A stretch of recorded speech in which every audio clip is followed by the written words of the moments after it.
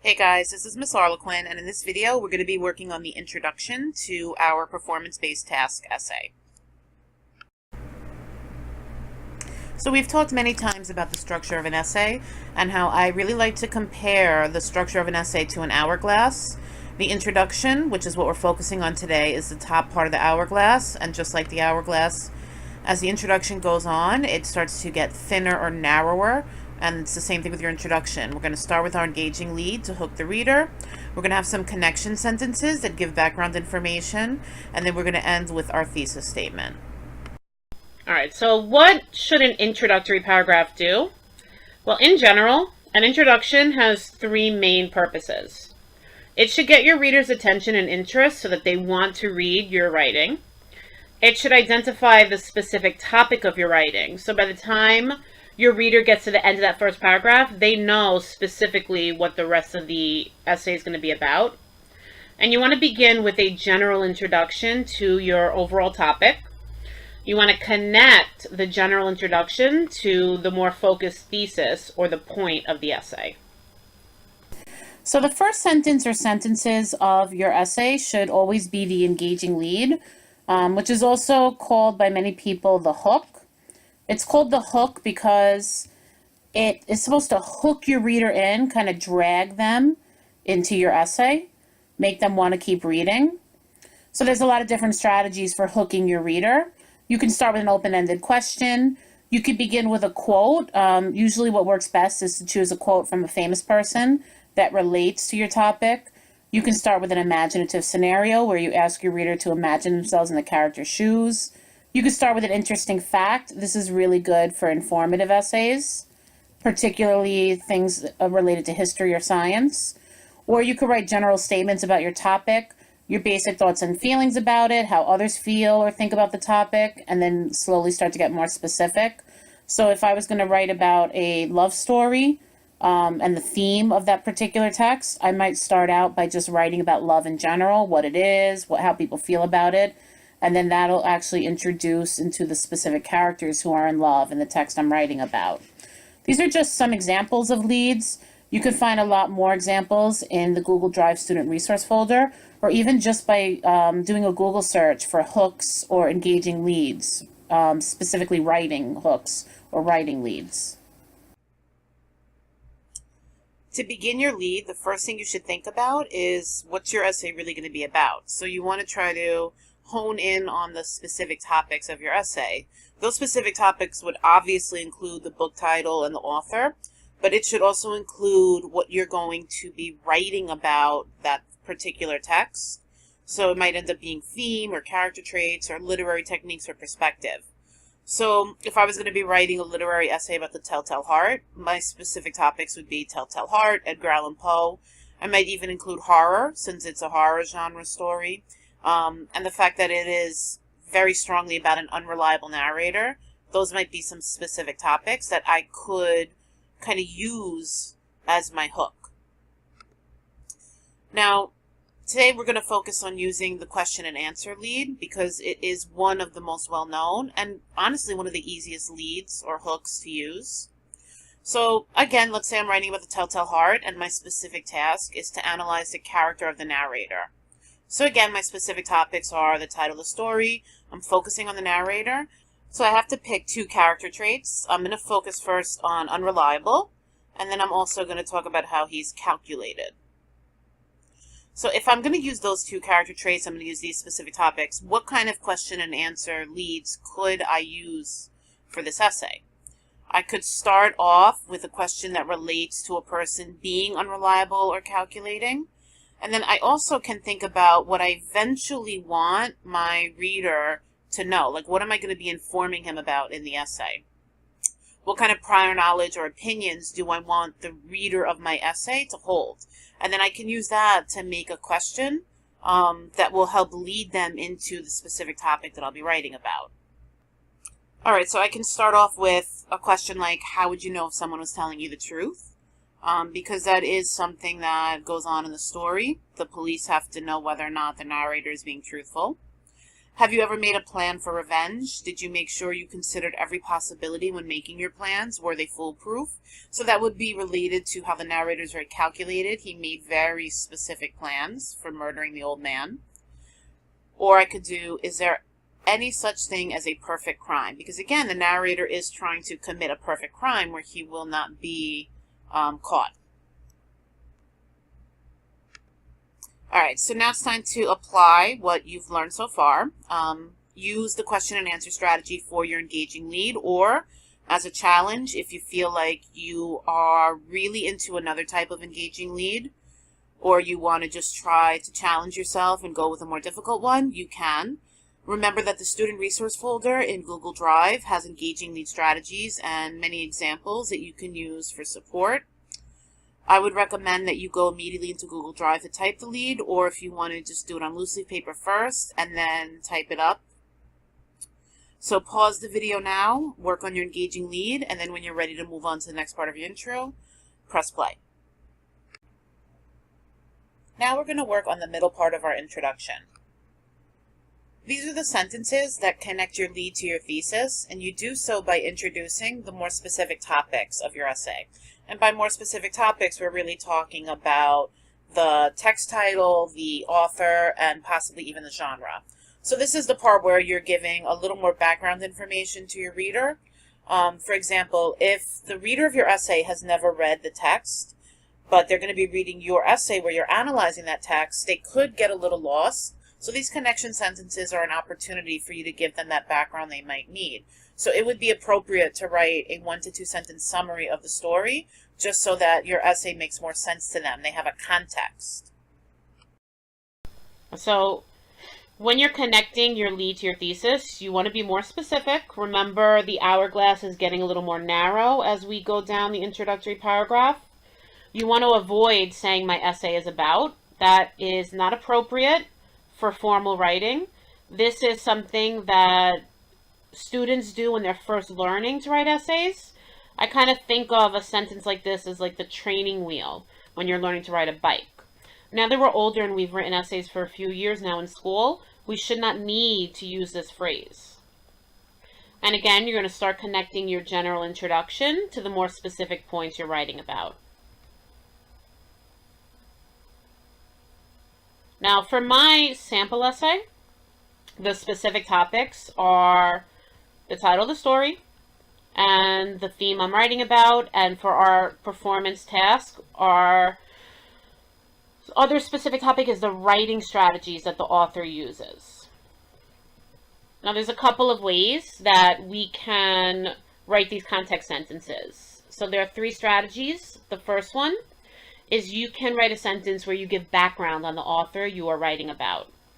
And what you're basically doing is you're mentioning the author's name, and you're mentioning a fact about them as a writer. So the types of stories they write would usually be a good connecting sentence. Langston Hughes, an African-American poet, often writes poems about the struggles African Americans go through. And so if I'm writing about one of his specific poems that is about an African American experience and a struggle, this would be a slow introduction to that specific text. So right here, you have a sentence frame that you can use whenever you want to use this strategy for your connecting sentence. Blank is an author who writes stories.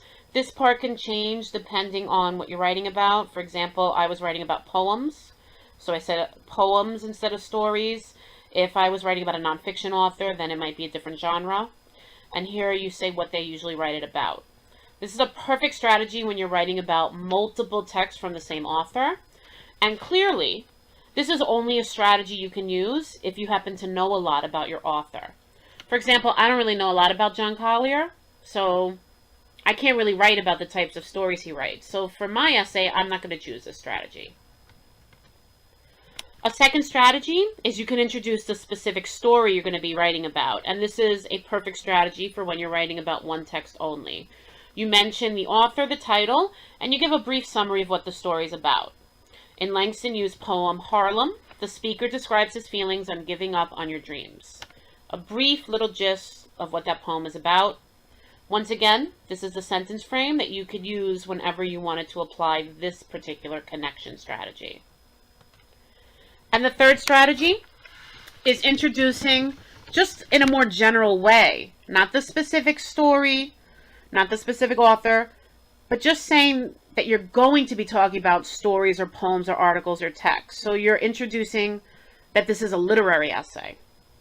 And so an example would be, there are many texts that deal with the theme of dreams. And then my second sentence, which is still part of my connection, would be me mentioning Langston Hughes and Harlem. And I actually could probably even make this my thesis. So here you have on the right side the sentence frame that you could use if you wanted to apply this strategy. And this is a perfect strategy to use when you're writing about more than one author or more than one type of text. All right, so it's time to once again pause the video so you can work on your own introduction.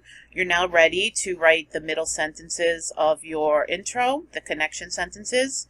Choose one of the connecting strategies to write the next few sentences of your intro paragraph with.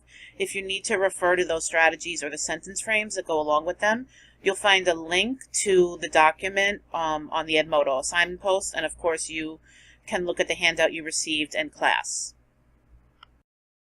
All right, so a thesis statement, as we said, is your claim. It is a concise or brief sentence or two that states what the essay is about. It gives your essay direction. It is conventionally or usually placed at the end of the introductory paragraph, and it's basically your roadmap as the writer for what you're going to prove in your body paragraphs. So again, your thesis is your claim, and I'm stating this again because it is so important.